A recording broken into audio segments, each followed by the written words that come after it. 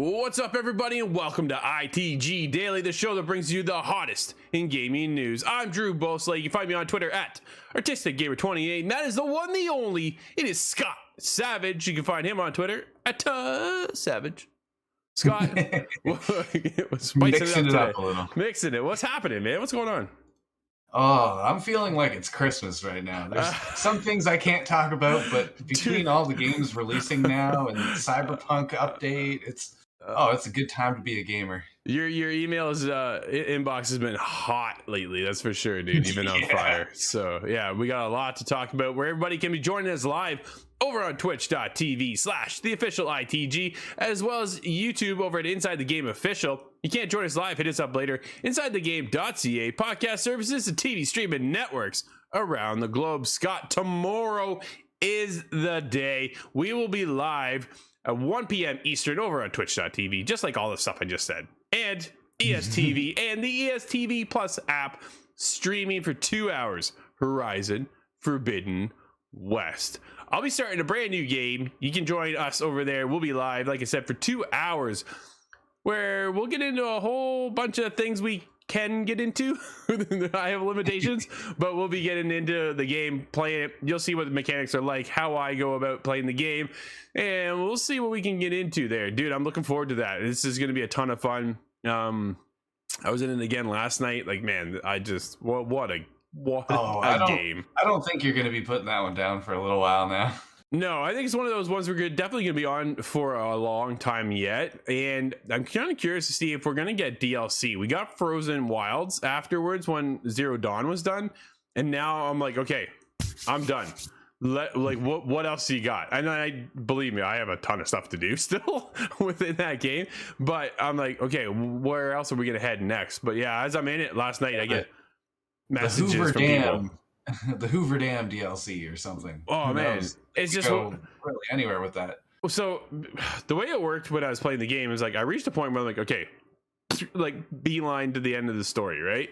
And then I pulled up my map last night, and there's kind of like pockets still that haven't really been fully explored. So I'm like, I gotta go here, I'm gonna go there, I gotta go this way, and next thing you know, like hours are just, they're gone, right? So it's one of those experiences. But yeah, tomorrow we'll be live.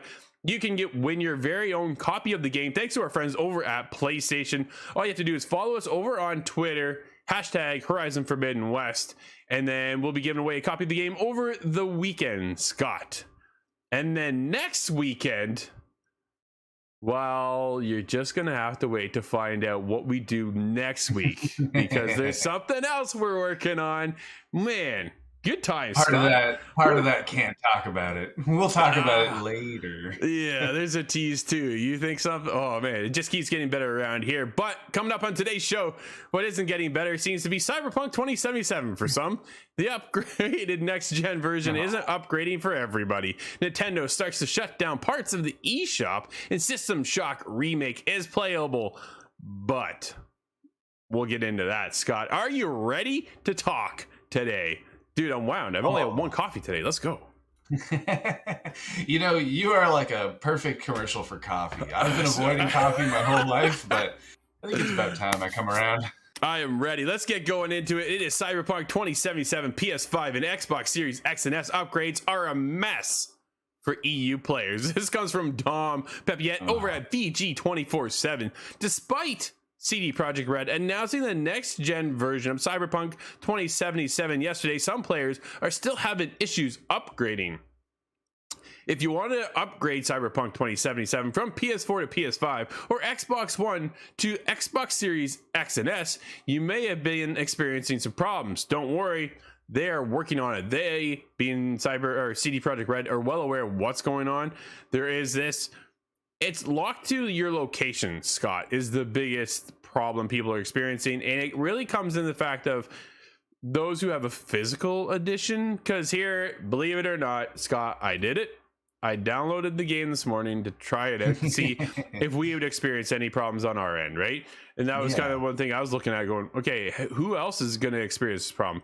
And I wanted to kind of give everybody the rundown, the heads up, if we are experiencing it as well. And I had no problems. I had patch 1.5 updated. Here's the thing, Scott.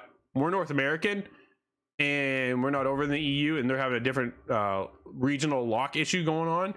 And for us, Yeah. we have a digital version of the game. I'm not upgrading from a disc, and that seems to be the other hiccup, is this disc version of the game coming in and that sort of thing, which is too bad, right? That's the problem. Yeah, it's frustrating. I'm not really sure why mechanically that wouldn't work, or if it's just a matter of an update to Yeah. kind of allow the console to read different regions. Because the only time I've been familiar with regions was on 360 days, and Al being North America, I don't know why Europe would have several smaller regions. I thought it was just Europe. I don't know. It says the problem. A CDPR support page notes that you're only eligible for upgrade if your game matches the region you're in. Quote, for disc owners, in order to download next gen update, the CUSA PlayStation code for your disc has to match the PlayStation account region, says the support page. You can check the codes and all that stuff to find out where you're at and hopefully get things figured out. People are commenting, quote, anyone else finding a free version of the PS5 edition in the EU and have tried their both discs? Some other users are dedicated over on the some of the game's dedicated subreddit members are discussing what's going on over there. He said, yes, me too, can't find the free PS5 version anywhere in Denmark. So they are experiencing some issues. Cyberpunk, dude, it's just like when you think they're kind of getting ahead of the game, something always seems to creep back up and they kind of pull them down. It's like that, that scenario, one step forward, two steps back. And it just seems to be that way here with CD Projekt Red right now for the longest time. We talked about it yesterday, obviously a huge update, 1.5 patches, doing a lot of new things, a lot of changes, and hopefully improving the game for everybody.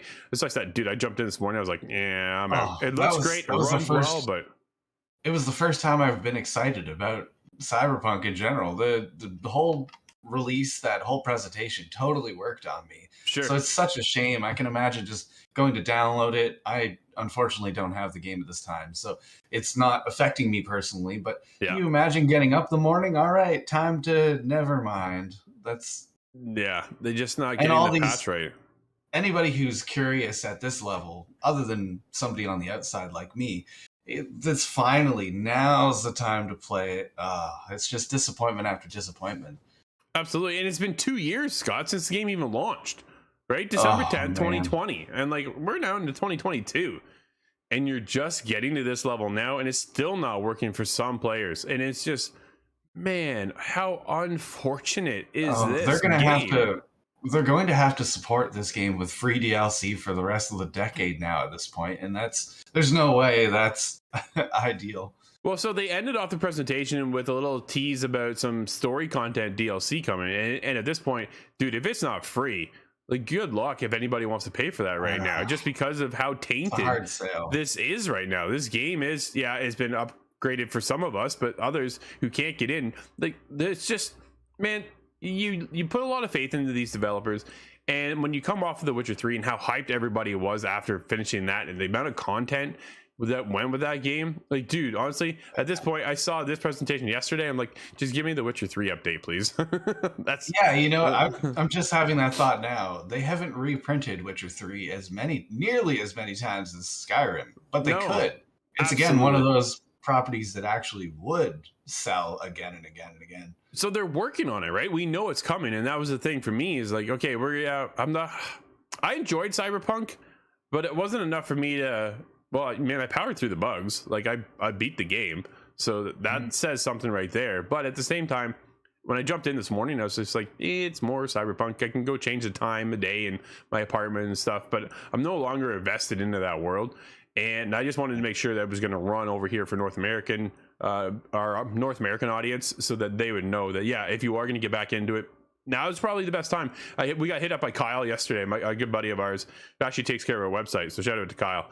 He asked, is this now the time to get into Cyberpunk? I said, yes, you're probably at now. This is the best time to get in because everything's been fixed, upgraded, changed, this, that, and the other, and it works, right? I think that's the biggest thing is that it actually works now. So 2 years go by and now the game is at a playable state that I think if it would have launched on day one like this, it would have been a whole different discussion, right? On how we perceive CD Projekt Red right now, how we perceive Cyberpunk 2077, and moving forward, dude, you're just building more and more hype. Instead, now some people still can't over in the EU get into their game, right, for next gen versions, which is just crap. So hopefully they figure that out real soon, get people back into the game, and keep growing that audience. I think there's longevity here, Scott, but at this point, I'll wait for the DLC story. I hope it's free, and the other thing is, maybe you're just better off waiting for Cyberpunk 2. Yeah, that's 2078. I was going to go there. I really am hoping that comes out, though, because the hype was just so massive, and then it caught me up in that presentation. I'm invested now, too. I'm curious, and I want to see it work out. Well, we have good news for you, because you'll be getting a copy of the game to give us the latest updated review of the game, Scott. So once you finish off your other few games that you got emailed with blasted this week, you will be getting into that. But right now, let's move into what Nintendo is up to. Wii U and Nintendo 3DS eShop discontinuation straight from Nintendo.com, Scott. Nintendo 3DS, new Nintendo 3DS XL. I'm just going to stop right there. As of late March 2023, it will no longer be possible to make purchases in the Nintendo eShop for the Wii U system and the Nintendo 3DS family of systems. It was also no longer be possible to download free content, including game demos. Furthermore, as this date draws closer, related services will cease to function, Scott. Nintendo moving on, Scott. Now, this does seem like it's inevitable, especially on the Wii U. Dude, like, who's still playing that thing? Yeah, I'm kind of surprised that one didn't shut down a while ago, but I guess it's just so many years after they returned to it. For sure. Yeah, you gotta, like, you can't keep going and providing a service if nobody's going to be there. And you kind of question how many people are actually using the Wii U. Overall percentage, dude, I think a lot of us really just move on to the Switch, and I'm wondering now if they're getting ready. Dude, I just keep hoping. I think honestly at this point, I want a new Switch, Scott. Give me the new Switch. I want to run Zelda Breath of the Wild 2 on a brand new high-end running Switch. Give me the Super Switch, Scott. Bring it. Well, graphically, that's never really been important for Nintendo, but otherwise, there's still a lot of increases you could do with the technology, render distance even.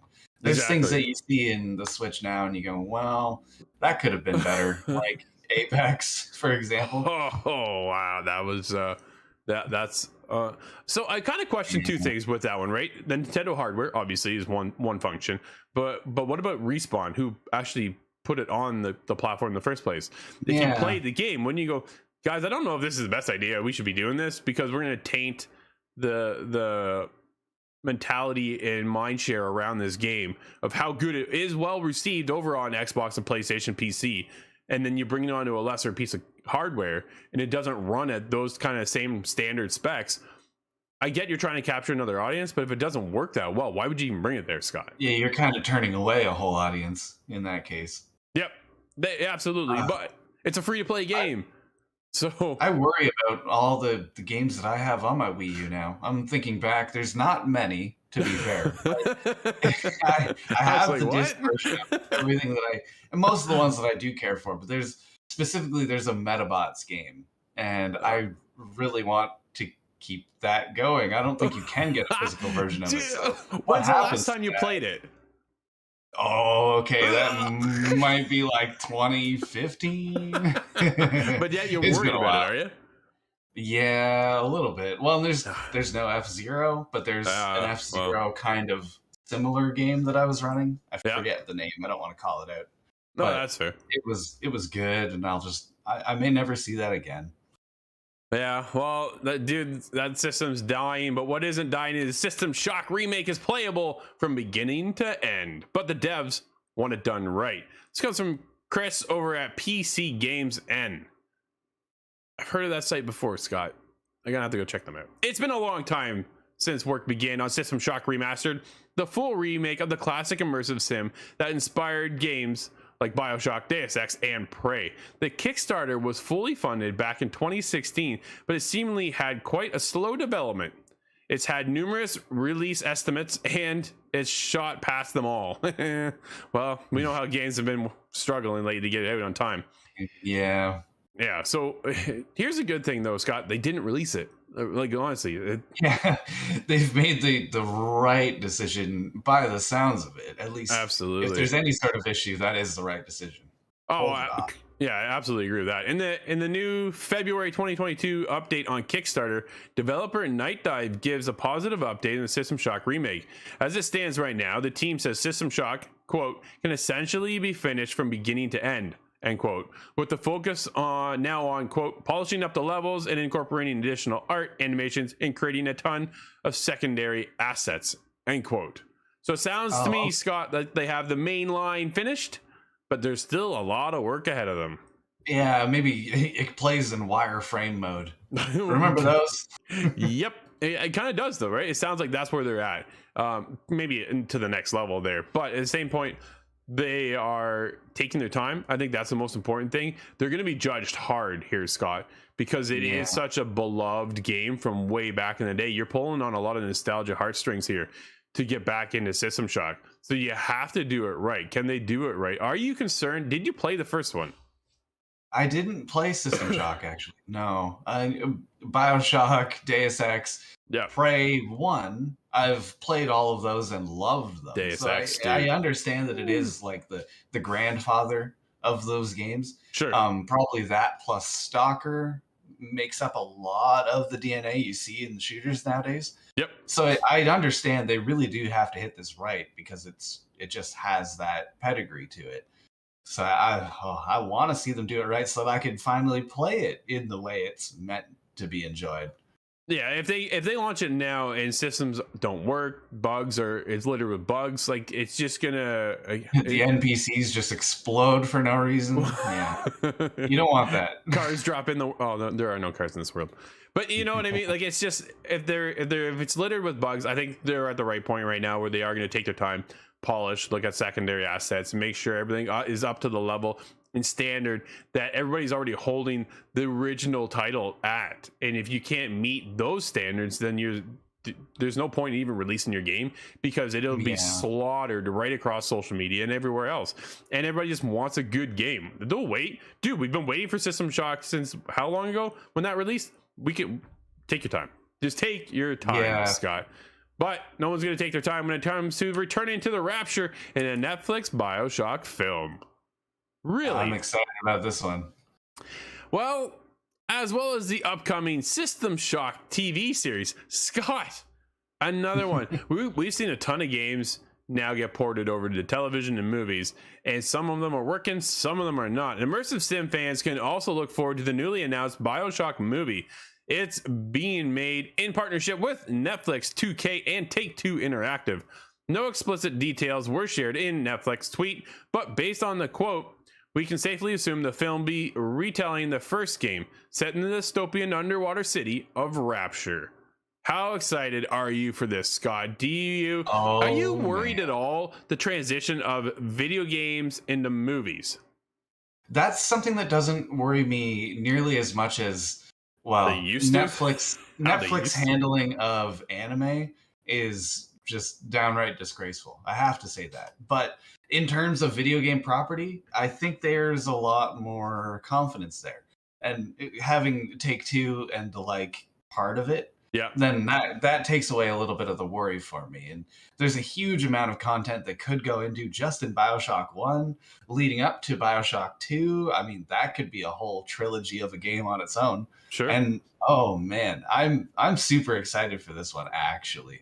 It shows a lot of, well, it's dystopian. There'll be a lot of social commentary going on, but it'll fit really well. If you know anything about BioShock, it's all about that.